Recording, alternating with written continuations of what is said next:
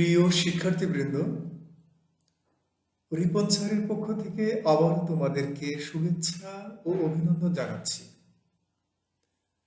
উচ্চ মাধ্যমিক শ্রেণীর পাঠ্যসূচি অনুযায়ী গল্প মাসি পিসি, লেখক মানিক বন্দ্যোপাধ্যায়। আমরা আজকে এই গল্পটির অর্থ সহ ব্যাখ্যা ও বিশ্লেষণ জানার চেষ্টা করব।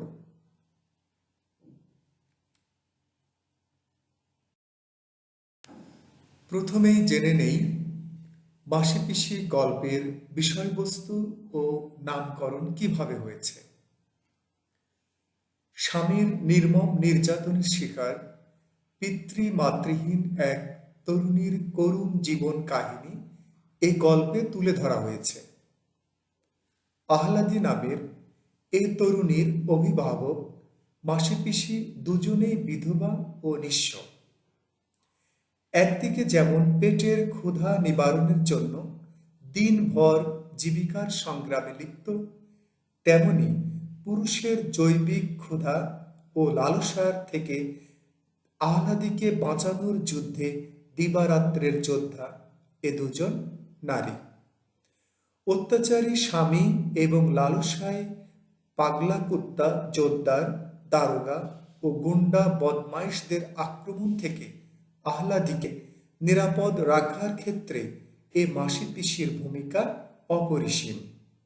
সেজন্য গল্পটির নামকরণ মাসি পিসি যথার্থ এবং সার্থক হয়েছে।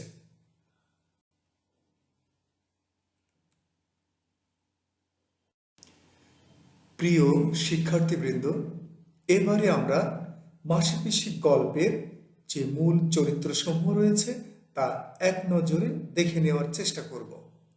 আহ্লাদি মূল নারী চরিত্র, মাসি পিসি আহ্লাদির খালা ও ফুফো, যে দুজনকে নিয়েই মূলত আসলে গল্পটির নামকরণ হয়েছে।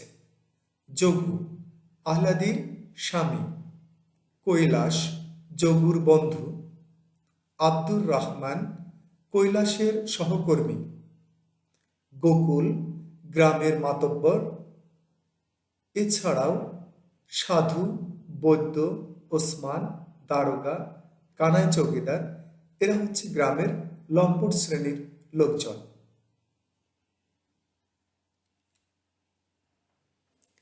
প্রিয় শিক্ষার্থী, বরাবরের মতো এবারও মাসি পিসি গল্পের মূল গল্পটি আমরা তুলে ধরেছি এবং পুঙ্খানুপুঙ্খ আলোচনার মাধ্যমে আমরা গল্পটির মূল বিষয়বস্তু এবং ব্যাখ্যা বিশ্লেষণ জানার চেষ্টা করব।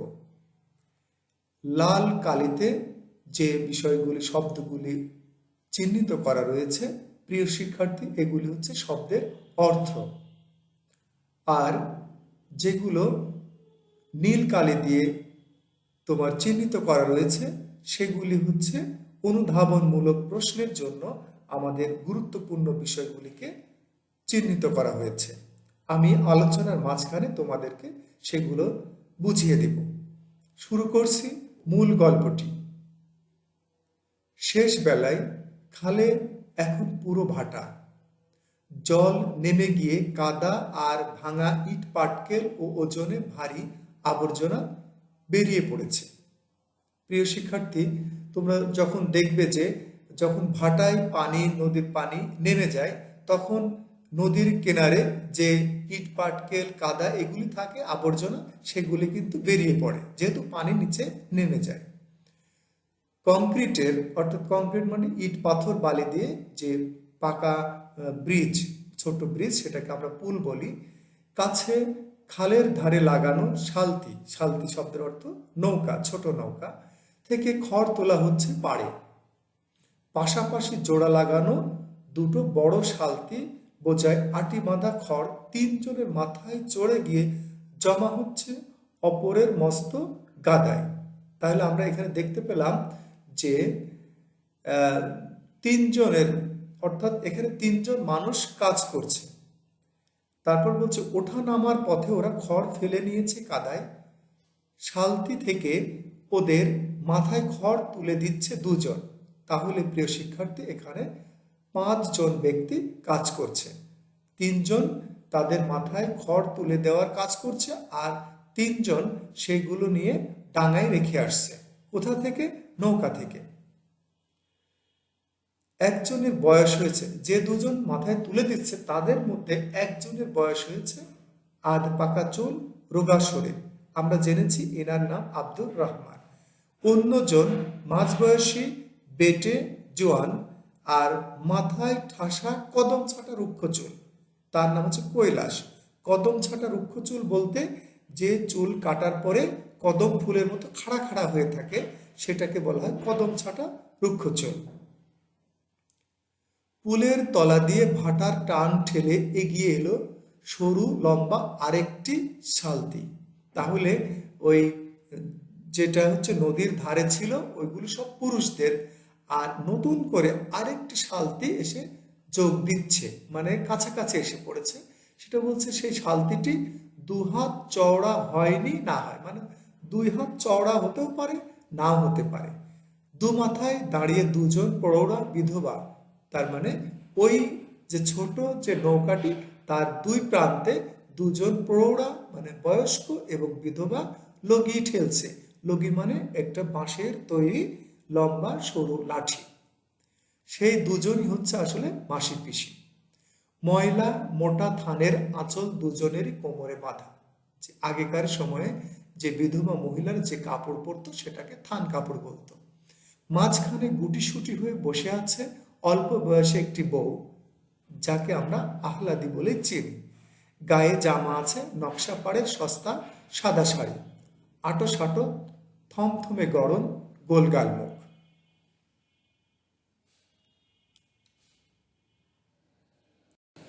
মাসি পিসি ফিরছে কৈলেশ, বুড়ো লোকটি বলল, অর্থাৎ বলল কে? আব্দুর রহমান কৈলেশকে বলছে। কৈলাস বাহকের মাথায় খড় চাপাতে ব্যস্ত ছিল। বাহক কারা? ওই 3 জন বাহক যারা খড় নিয়ে ডাঙায় স্তূপ আকারে রেখে দিচ্ছে। চটপট শেষ আটিটা চাপিয়ে দিয়ে সে যখন ফিরল, মাসি পিসির শালতি 2 হাতের অর্থাৎ কৈলাসের মানে নিকটে, মানে মধ্যে এসে পড়েছে। ও মাসি, ও পিসি, রাখো রাখো, খবর আছে শুনে যাও। মানে কৈলাস বলছে মাসি পিসিকে যে খবর আছে, শুনে যাও। সামনের দিকে লগি চিকন বাস আর পুঁতে মাসি পিসি শালতির গতি ঠেকায়। আহ্লাদির সিঁথির সিঁদুর পর্যন্ত ঘোমটা টেনে দেয়। সামনে থেকে মাসি বলে বিরক্তির সঙ্গে, বেলা আর নেই কৈলেশ। পেছনে থেকে পিসি বলে, অনেকটা পথ যেতে হবে কৈলেশ। মাসি পিসির গলা ঝরঝরে, আওয়াজ একটু মোটা, একটু ঝংকার মানে তীক্ষ্ণতা আছে। কৈলাসের খবরটা গোপন। 2জনে লম্বা লম্বা শালথির 2 মাথায় থাকলে সম্ভব নয় চুপে চুপে বলা। মাসি বড় শালতির খড় ঠেকানো বাঁশটা চেপে ধরে থাকে। পিসি লগি হাতে নিয়ে পেছন থেকে এগিয়ে আসে সামনের দিকে। আহ্লাদি যেখানে ছিল সেখানে বসেই কান পেতে রাখে। কথাবার্তা সে সব শুনতে পায় সহজে, কারণ সে যাতে শুনতে পায় এমনি করেই বলে কৈলেশ।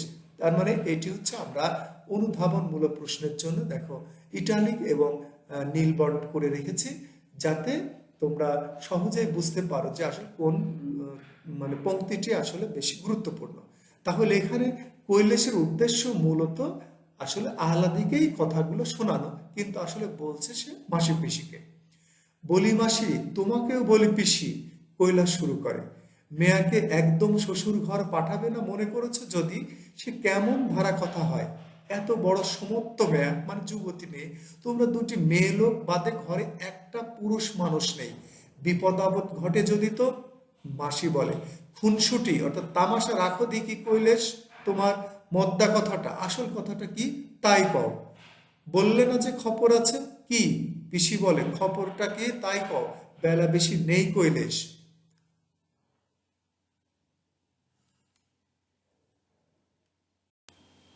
মাসি পিসির সাথে পারা যাবে না জানে কৈলাস। অগত্যা অর্থাৎ গতি নেই দেখে ফেনিয়ে রসি অর্থাৎ মজা করে বলবার বদলে সে সোজা কথায় বলে, যোগুর সাথে দেখা হলো কার? খড় তুলে দিতে সাঁঝ হয়ে গেল, তা দোকানে একটু মানে আর কি চা খেতে গেছি চায়ের দোকানে।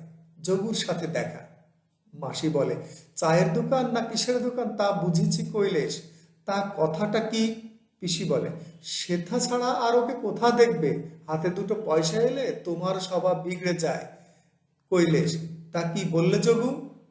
কৈলাস ফাঁপড়ে অর্থাৎ বিপদে পড়ে আর চোখে চায় আহ্লাদের দিকে। হঠাৎ বেমক্কা অসংযত মানে জোরের সঙ্গে প্রতিবাদ করে যে তা নয়। পুলের কাছে চায়ের দোকান, মাসি পিসি গিয়ে জিজ্ঞাসা করুক না সেখানে। তারপরে জোর হারিয়ে বলে, ওসব একরকম ছেড়ে দিয়েছে যোগু। তার মানে এখানে বলতে চাচ্ছে যে যোগু আসলে ওই রকম ছেড়ে দিয়েছে। আগে যে মদ গাঁজা ভাঙ এগুলো খেত, সেগুলো এখন আর খায় না, এখন শুধু চা খায়। লোকটা কেমন বদলে গেছে মাসি। সত্যি কথা পিসি, যোগু আর সেই যোগু নেই। বউকে নিতে চাই এখন। তোমরা নাকি পণ করেছো মেয়া পাঠাবে না, মানে মেয়েকে পাঠাবে না, তাই চটে আছে অর্থাৎ রেগে আছে। সম্মান তো আছে একটা মানুষের, কবার নিতে এলো তা মেয়া দিলে না, তাই তো নিতে আসে না আর।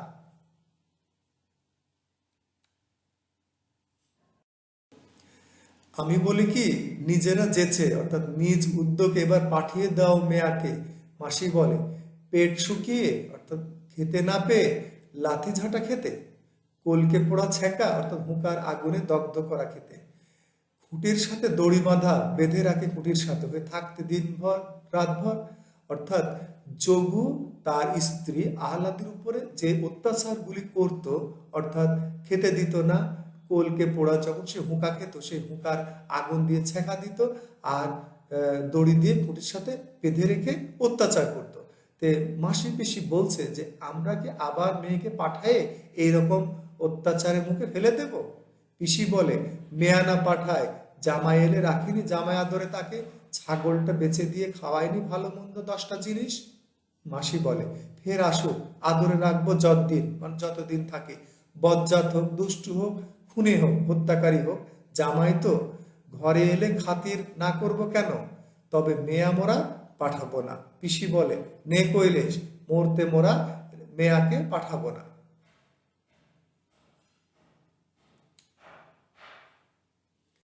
বুড়ো রহমান একা খড় চাপিয়ে যায় বাহকদের মাথায়, চুপচাপ শুনে যায় এদের কথা। ছলো ছলো চোখে একবার তাকায় আহ্লাদের দিকে। এই ছলো ছলো চোখে কেন আহ্লাদের দিকে তাকায়? এটিও একটি গুরুত্বপূর্ণ প্রশ্ন। যে আসলে তারও একটি মেয়ে ছিল, সেই কথা বলছে এখানে দেখো। তার মেয়েটা শ্বশুরবাড়িতে মরেছে অল্পদিন আগে। কিছুতেই যেতে চায়নি মেয়েটা, দাপাদাপি হাত পা ছেড়ে অর্থাৎ কেঁদেছে যাওয়া ঠেকাতে। ছোট অবুঝ মেয়ে, তার ভালোর জন্যই তাকে জোর জবরদস্তি করে পাঠিয়ে দিয়েছিল। আহ্লাদের সঙ্গে তার চেহারার কোনো মিল নাই। বয়সে সে ছিল অনেক ছোট, চেহারা ছিল অনেক বেশি রোগা। তবু আহ্লাদের ফ্যাকাশে মুখে তারই মুখের ছাপ অর্থাৎ প্রতিরূপ রহমান দেখতে পায়। খড়ের আটি তুলে দেবার ফাঁকে ফাঁকে যখনই সে তাকায় আহ্লাদের দিকে। কৈলাস বলে, তবে আসল কথাটা বলি। যোগু মুখে বললে এবার সে মামলা করবে বউ নেবার জন্য। তার বিয়ে করা বউকে তোমরা আটকে রেখেছো বদমতলবে। মামলা করলে বিপদে পড়বে। স্বামী নিতে চাইলে বউকে আটকে রাখার আইন নেই, জেল হয়ে যাবে তোমাদের। আর যেমন বুঝলাম মামলা যোগু করবেই আজকালের মধ্যে। মরবে তোমরা জানো মাসি, জানো পিসি, মারা পড়বে তোমরা একবারে।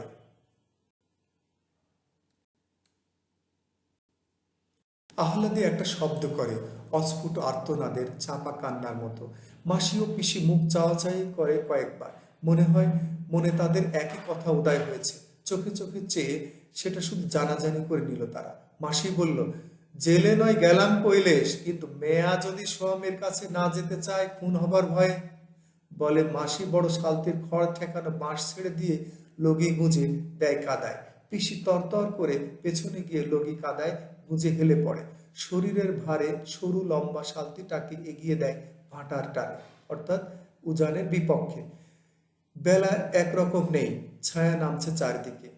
শকুনরা উড়ে এসে বসছে পাতাশূন্য শুকনো গাছটায়। একটা শকুন উড়ে গেল এই আশ্রয় ছেড়ে অল্প দূরে আরেকটা গাছের দিকে। ডাল ছেড়ে উঠতে আর নতুন ডালে গিয়ে বসতে কি তার পাখা ঝাপটানি। এখানে ব্যাখ্যাটা হচ্ছে কি, মাসি পিসির জীবিকা অর্জনের যে তৎপরতা আর দিন শেষে ঘরে ফেরা প্রতীক রূপে উপস্থাপন করা হয়েছে এই ডাল ছেড়ে উঠতে আর নতুন ডালে গিয়ে বসতে এই শকুনের পাখা ঝাপটানির সাথে রূপক অর্থে।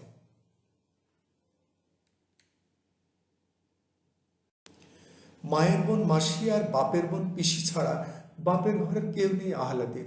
দুর্ভিক্ষ কোনো মতে ঠেকিয়েছিল তার বাপ। মহামারীর একটা রোগে, কলেরায়, সে তার বউ আর ছেলেটাকে শেষ সে তার বউ আর ছেলেটা শেষ হয়ে গেল। অর্থাৎ আহ্লাদের বাবা, তার যে একটা আহ্লাদের ভাই ছিল, আর আহ্লাদের মা, তিনজনই মারা গেছে। মাসে পিসে তার আশ্রয়ে মাথা গুঁজে আছে অনেকদিন। দূরছাই সয়ে, অর্থাৎ অবহেলা সহ্য করে, আর কুড়িয়ে পেতে খেয়ে নিরাশ্রয় আশ্রয়হীন বিধবারা যেমন থাকে। নিজেদের ভরণ পোষণের কিছু তারা রোজগার করত ধান ভেনে, কাঁথা সেলাই করে, ডালের বড়ি বেচে, হোগলা গেথে, অর্থাৎ পাটি তৈরির এক ধরনের ছন খড়, শাক পাতা, ফলমূল, ডাঁটা কুড়িয়ে এটা ওটা জোগাড় করে। শাক পাতা, খুদ কুড়ো, ভোজন, বছরে 2 জোড়া থান পরন, অর্থাৎ কাপড়, সস্তা কাপড়। খরচ তো এই। বছরের পর বছর ধরে কিছু পুঁজি পর্যন্ত হয়েছিল দুজনের, রূপোর টাকা আর আধুলি শিখি। দুর্ভিক্ষের সময়টা বাঁচবার জন্য তাদের লড়তে হয়েছে সাংঘাতিকভাবে। আহলেদের বাপ তাদের থাকাটা শুধু বরাদ্দ রেখে খাওয়া ছাঁটাই করে দিয়েছিল একেবারে পুরোপুরি। তার মানে আহলাদের বাবা তাদেরই খাবার জোগাড় করতে পারতো না, সেক্ষেত্রে মাসি পিসিকে সে খাবার দিতে অনিচ্ছুক ছিল, শুধু তাদের থাকার জন্য আশ্রয় দিয়েছিল ওই দুর্ভিক্ষের সময়। তারও তখন বিষম, মানে খারাপ অবস্থা। নিজেরা বাঁচে কি বাঁচে না, তার উপর যোগুর লাথির চোটে বড় বড় মেয়ে এসে হাজির। তাহলে যোগু সেই সময় তার বউকে ছেড়ে দিয়েছিল। সে কোন দিক সামলাবে? মাসি পিসির সেবা যত্নে আহ্লাদি অবশ্য সেবার বেঁচে গিয়েছিল, তার বাপ মাও সেটা স্বীকার করছে। তাহলে দুর্ভিক্ষের সময়, অর্থাৎ যখন যোগু আহ্লাদিকে মেরে শ্বশুর বাড়ি পাঠিয়ে দেয়, তখন আহ্লাদি আসলেই মাসি পিসির যে স্নেহ ভালোবাসা সেটাতেই সে এবার বেঁচে গিয়েছিল। কিন্তু কি করবে? গলা কেটে রক্ত দিয়ে সে ধার শোধ করা যদি বা সম্ভব, অন্ন দেওয়ার ক্ষমতা কোথায় পাবে? এটা আহ্লাদের বাবার ক্ষেত্রে এই কথা বলছে যে দুর্ভিক্ষের সময় যেহেতু মাসি পিসির আদর স্নেহে আহ্লাদি সেবার দুর্ভিক্ষ মহামারী থেকে বেঁচে গিয়েছিল, এই উপকারের কথা আহ্লাদের বাবাও স্বীকার করে। কিন্তু এই উপকারের যে ঋণ, সেইটা শোধ দেওয়ার জন্য গলা কেটে রক্ত দিতে পারে, কিন্তু খাবার দিতে পারে না। তার মানে খাবার দেওয়াটা রক্ত দেওয়ার চাইতেও অনেক কঠিন ছিল। পাল্লা দিয়ে মাসি পিসি আহ্লাদের জীবনের জন্য লড়েছিল। পেল যদি তো খেয়ে, না পেল যদি তো না খেয়ে। অবস্থা যখন তাদের অতি কাহিল অর্থাৎ শোচনীয়, চারিদিকে না খেয়ে মরা শুরু করছে মানুষ। মরণ ঠেকাতেই ফুরিয়ে আসছে তাদের জীবনী শক্তি, অর্থাৎ মৃত্যুর সাথে জীবন যুদ্ধের শেষ। একদিন মাসি বলে পিসিকে, একটা কাজ করবি বেআইন, তাতেও তোরও 2 পয়সা আসে, মোরও 2 পয়সা আসে। শহরের বাজারে তরি তরকারি ফলমূলের দাম চড়া, গাঁ থেকে যদি কিনে যদি বাজারে গিয়ে বেঁচে আসে তারা, কিছু রোজগার হবে।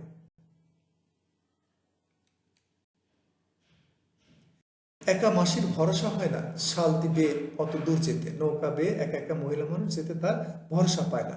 যাওয়া আসাও একার দ্বারা হবে না তার। পিসি রাজি হয়েছিল, এতে কিছু হবে কি না হবে ভগবান জানে, কিন্তু যদি হয় তবে রোজগারের একটা নতুন উপায় মাসি পেয়ে যাবে। আর সে পাবে না, তাকে না পেলে অন্য কারোর সাথে হয়তো মাসি বন্দোবস্ত অর্থাৎ ব্যবস্থা করবে। তা কি পারে পিসি ঘুরতে দিতে? সেই থেকে শুরু হয় গৃহস্থের অর্থাৎ কৃষকদের বাড়ির শাকসবজি, ফলমূল নিয়ে মাসি পিসির শালতি বেয়ে শহরের বাজারে গিয়ে বেঁচে আসা। গাঁয়ের বাবু বাসিন্দারাও নগদ পয়সার জন্য বাগানের জিনিস বেচতে দেয়। মাসি পিসির অভাব ছিল আগেও। অবস্থা এক, বয়স সমান, এক ঘরে বাস, পরস্পরের কাছে ছাড়া সুখ দুঃখের কথা তারা কাকেই বা বলবে, কেই বা শুনবে? তবে হিংসা, দেশ রেষারেষি, অর্থাৎ রাগ, অভিমান, ঝগড়া, এগুলো বেঁধে যেত কারণে অকারণে। পিসি এ বাড়ির মেয়ে, এ তার বাপের বাড়ি, মাসি এসে জুড়ে বসেছে এখানে। তাই মাসির উপর পিসির একটা অবজ্ঞা অবহেলার ভাব ছিল। এই নিয়ে পিসির অহংকার আর খোঁচায় অর্থাৎ অপমানসূচক কথা সবচেয়ে অসহ্য লাগতো মাসির। ধীর শান্ত দুঃখী মানুষ মনে হতো এমনই তাদের, কিন্তু ঝগড়া বাঁধলে অবাক হয়ে যেতে হতো তাদের দেখে। সে কি রাগ, সে কি তেজ, সে কি গো, মানে একরোখা রাগ। মনে হতো এই বুঝি কামড়ে দেয় একে অপরকে, এই বুঝি কাটে বটি দিয়ে। শাকসবজি বেচে বাঁচবার চেষ্টায় একসঙ্গে কোমর বেঁধে অর্থাৎ পূর্ণ প্রস্তুতি নিয়ে নেমে পড়া মাত্রই সব বিরোধ, সব পার্থক্য উড়ে গিয়ে দুজনের হয়ে গেল এক মন এক প্রাণ।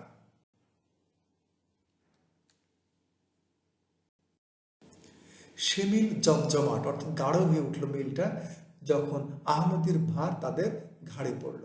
নিজের পেট ভরানো শুধু নয়, নিজেদের বেঁচে থাকা শুধু নয়, তাদের দুজনেরই এখন আহলাদি আছে। খাইয়ে পরিয়ে যত্নে রাখতে হবে তাদেরকে, শ্বশুর ঘরের কবল থেকে বাঁচাতে হবে তাকে, গায়ের বজ্জাতদের নজর থেকে সামলে রাখতে হবে। কত দায়িত্ব তাদের, কত কাজ, কত ভাবনা। বাপ মা বেঁচে থাকলে আহলাদিকে হয়তো শ্বশুর বাড়ি যেতে হতো, মাসি পিসিও বিশেষ কিছু বলতো কিনা সন্দেহ, কিন্তু তারা তো নেই। এখন মাসি পিসিরই সব দায়িত্ব।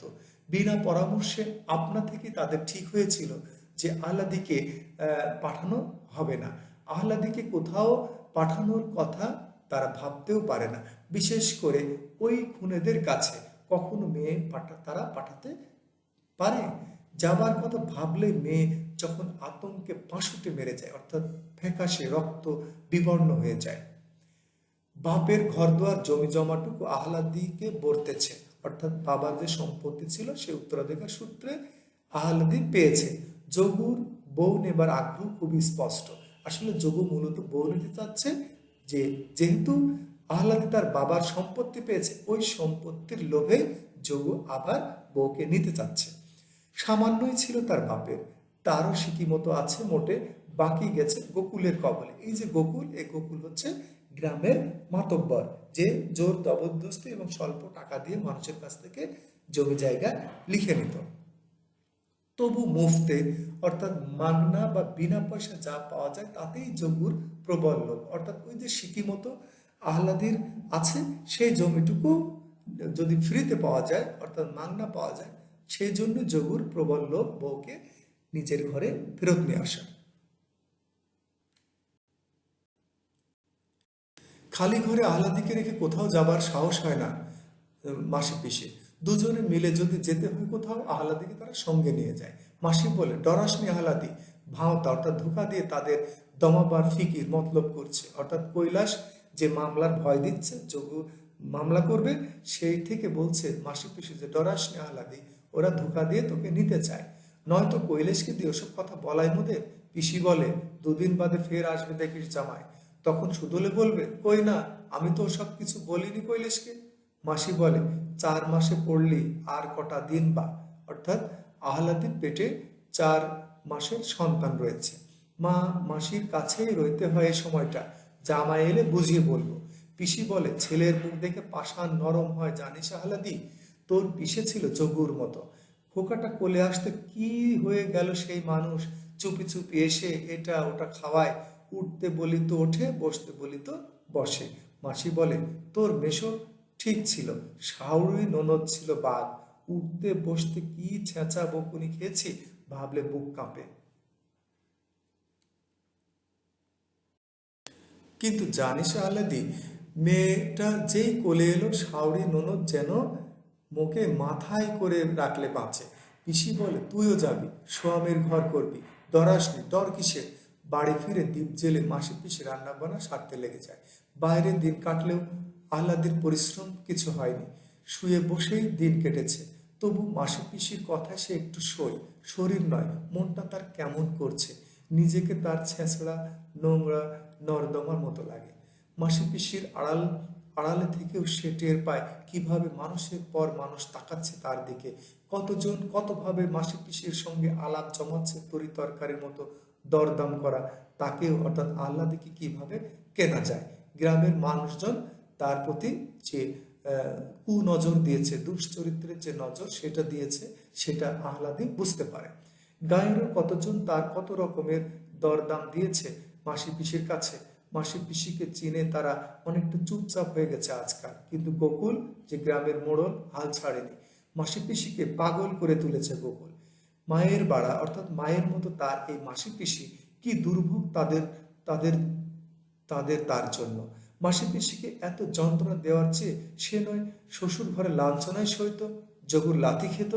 এইটা হচ্ছে আহ্লাদের নিজের মনের একটা অভিব্যক্তি, যে আসলে তার জন্যই মূলত মাসি পিসির এত কষ্ট। ঈষৎ তন্দ্রার ঘরে শিউরে ওঠে আহ্লাদি। এক পাশে মাসি আর এক পাশে পিসিকে না নিয়ে শুলে কি তার চলবে তার কোনো দিন?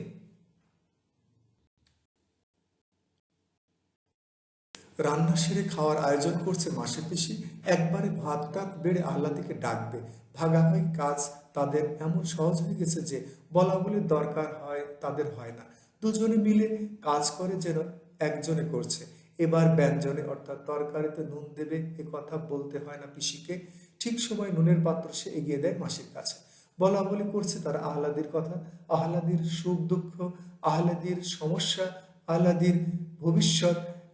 জামাই যদি আসে একটি কড়া কথা তাকে বলা হবে না, এতটুকু খোঁচাও দেওয়া হবে না। উপদেশ দিতে গেলে চড়বে জামাই, পুরুষ মানুষ তো, যতই হোক এটা করা তাদের উচিত নয়, এসব কিছু বলা হবে না তাকে। জামাই এসেছে তাই আনন্দ রাখবার যেন ঠাঁই নেই এমন ভাব দেখাবে মাসি পিসি। আহ্লাদিকে শিখিয়ে দিতে হবে স্বামী অর্থাৎ স্বামী এসেছে বলে যেন আহ্লাদে গদগদ খুশি খুশি ভাব দেখায়।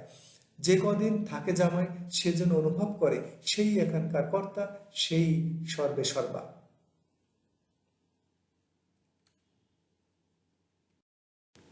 বাইরে থেকে হাঁক আসে অর্থাৎ ডাক আসে কানাই চৌকিদারের, যে হচ্ছে গ্রাম পুলিশ। মাসি পিসি পরস্পরের মুখের দিকে তাকায়, জোরে নিঃশ্বাস পড়ে দুজনের। সারাটা দিন গেছে লড়ে আর লড়ে, মানে সংসারের জন্য লড়াই করে করে তাদের সারাটা দিন অতিবাহিত হয়। সরকার বাবুর সঙ্গে বাজারের তোলা অর্থাৎ যে টাকা আদায় করা সেটাকে তোলা তোলা বলে, নিয়ে ঝগড়া করতে অর্ধেক জীবন বেরিয়ে গেছে দুজনের। এখন এলো চৌকিদার কানায়। হাঙ্গামা অর্থাৎ হামলা মারামারি না আসে রাত্রে।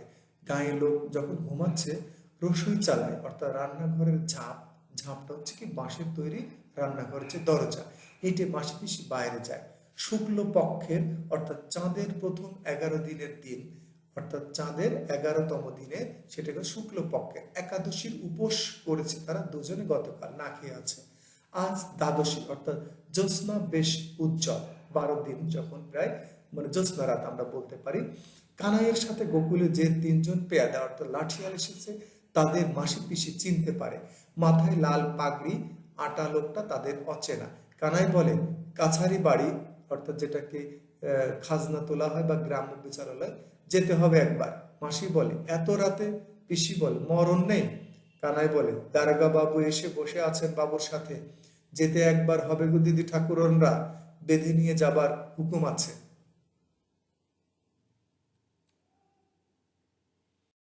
মাসি পিসি মুখে মুখে তাকায়। পথের পাশে ডোবার অর্থাৎ ছোট পুকুর ধারে কাঁঠাল গাছের ছায়ায় 3-4 জন ঘুপটি অর্থাৎ চুপ করে বসে আছে, ঘুপটি মেরে আছে, স্পষ্টতে দেখতে পেয়েছে মাসি পিসি। আসলে এখানে একটু বিষয় বলে রাখা দরকার যে এই যে গ্রামের মাতব্বর গোকুল, সে যেহেতু মাসি পিসির পেছনে আহ্লাদের জন্য লেগেই ছিল, সেই মূলত কানাই চৌকিদার এবং কিছু গন্ডা পান্ডা পাঠিয়ে দিয়েছে যে মাসি পিসিকে এদিকে যদি ডেকে নিয়ে আসা যায় ওদিক থেকে তারা আহ্লাদিকে নিয়ে চলে যাবে, অর্থাৎ আহ্লাদের উপরে তাদের যে মতলবটি সেটি তারা হাসিল করবে। ওরা যে গায়ের গন্ডা সাধু বৈদ্য ওসমানীরা তাতে সন্দেহ নেই। বৈদ্যের ফেটি পাতা অর্থাৎ কাপড়ের টুকরা দিয়ে বাঁধা বাবরি চুলালা মাথাটার পাতার ফাঁকে জ্যোৎস্না পড়েছে। তারা যাবে কাছারিতে কানাই আর পেয়াদা কনস্টেবলের সঙ্গে। ওরা এসে আহ্লাদিকে নিয়ে যাবে অর্থাৎ যে চৌকিদার এরা যখনই মাসি পিসিকে নিয়ে যাবে আর ওদিকে গুন্ডা সাধু বৈদ্য ওসমানরা ওরা তখন আহ্লাদিকে অন্য দিক থেকে নিয়ে যাবে। মাসি বলে মোদের একজন গেলে হবে না কানাই? পিসি বলে আমি যাই চলো, কর্তা ডেকেছেন দুজনকে। মাসি পিসি দুজনে আবার তাকায় মুখে মুখে। মাসি বলে কাপড়টা ছেড়ে আসি কানাই। পিসি বলে হাত ধুয়ে আসি, এক দণ্ড লাগবে না। তাড়াতাড়ি ফিরে আসে তারা। মাসি নিয়ে আসে বটিটা হাতে করে। পিসির হাতে দেখা যায় রামদার মতো মস্ত একটা কাটারি। কাটারি হচ্ছে যে ধারালো এক ধরনের দা। মাসি বলে কানাই কর্তাকে বলো মেয়ে নোকের এত রাতে কাছারি বাড়ি যেতে লজ্জা অর্থে লজ্জা করে, কাল সকালে যাব। পিসি বলে এত রাতে মেয়ে নোককে কাছারি বাড়ি ডাকতে কর্তার লজ্জা করে নাই কানাই?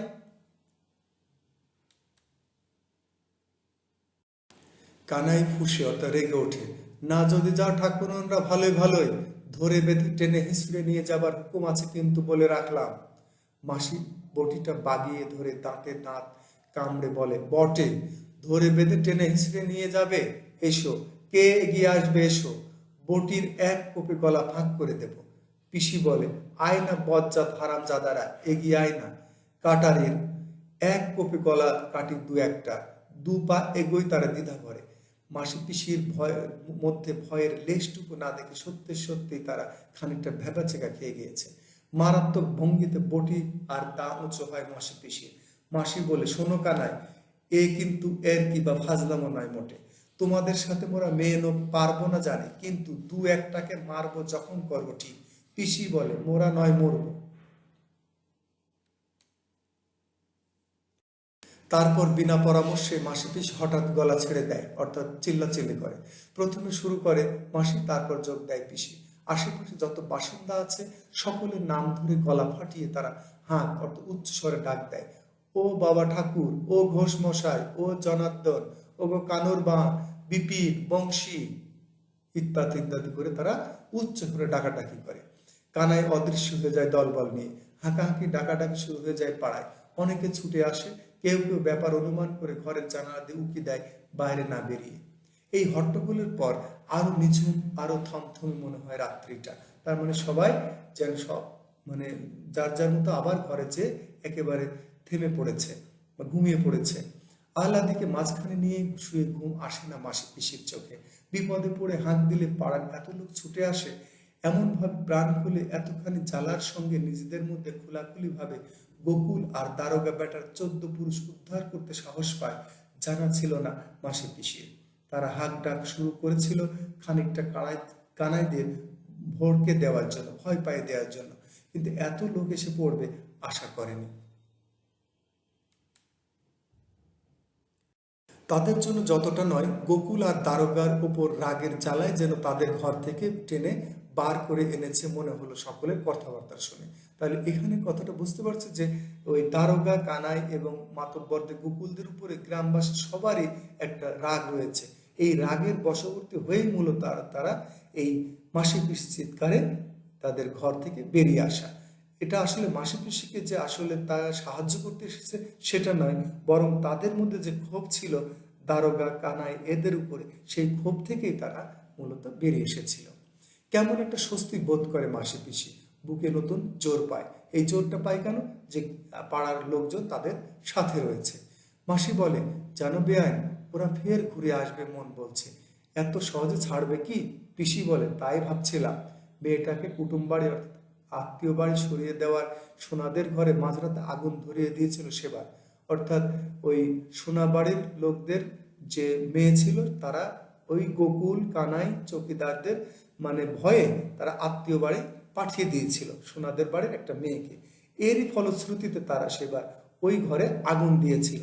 এখন মাসি পিসিরও ভয় যে তারা আবার এই আমাদের ঘরে আগুন দিয়ে দেয় কিনা। খানিক চুপচাপ ভাবে দুজনে। মাসি বলে, সজাগ রইতে হবে রাতটা। পিসি বলে, তাই ভালো, কাঁথা কম্বলটা চুবিয়ে রাখি চলে, কি জানি কি হয়। অর্থাৎ আগুন জ্বালিয়ে দিলে নেভানোর কাজে কাঁথা কম্বল লাগতে পারে। আস্তে চুপি চুপি তারা কথা কয়। আহ্লাদির ঘুম না ভাঙে। অতি সন্তর্পণে অর্থাৎ চুপিসারে তারা বিছানা ছেড়ে ওঠে। আহ্লাদির বাপের আমলের গরুটা নেই, গামলাটা আছে। ঘোড়া থেকে জল ঢেলে মোটা কাঁথা আর পুরনো ছেঁড়া একটা কম্বল চুবিয়ে রাখে। চালায় আগুন ধরে উঠতে উঠতে গোড়ায় চাপা দিয়ে নেভানো যাতে সহজ হয়। ঘড়ায় অর্থাৎ যেটা পিতলের একটা মানে কলসি যেটা বলে সেটা ঘড়ায়, আর হাঁড়ি কলসিতে আরো জল এনে রাখে তারা ডোবা থেকে। বটি আর দা রাখে হাতের কাছে। যুদ্ধের আয়োজন করে তৈরি হয়ে থাকে মাসি পিসি। এই গল্পটির শেষে আমরা সংক্ষিপ্ত গল্পের শেষে দেখেছি যে যুদ্ধের আয়োজন করে তৈরি হয়ে থাকে মাসি পিসি। এটির ব্যাখ্যায় বলা যায় যে মাসি পিসির এই আয়োজন চলতে থাকবে ততদিন যতদিন সমাজে লম্পট লোক আছে আর পেটের ক্ষুধা জ্বালা আছে। তাহলে মাসি পিসি গল্পে মাসি পিসির নামক প্রৌঢ়া বিধবা এই দুজন মহিলার এবং তার সাথে রয়েছে আহ্লাদী নামের যুবতী নারী সংগ্রামের একটা অনন্য অনবদ্য ইতিহাস বা কাহিনী এই মাসি পিসি গল্পটি, যে পুরুষ শাসিত সমাজে নারীরা কিভাবে যুদ্ধের আয়োজন করে তৈরি হয়ে থাকে একজন যোদ্ধা হিসাবে, সেটি এখানে মানিক বন্দ্যোপাধ্যায় উপস্থাপন করেছেন সুন্দরভাবে। প্রিয় শিক্ষার্থীবৃন্দ, আশা করি যে তোমরা বুঝতে পেরেছ। আসলে গল্পটি অনেক বড়। এই ভিডিওতে বিস্তারিত আলোচনা যতটুকু সম্ভব করেছি, তারপরেও তোমরা এই ভিডিওটি বারবার যদি দেখতে থাকো তাহলে আমি বিশ্বাস করি তোমরা সবাই বুঝতে পারবে ইনশাল্লাহ। ধন্যবাদ। সুন্দর আগামীর প্রত্যাশায় ভালো থেকো, আমার জন্য দোয়া রেখো।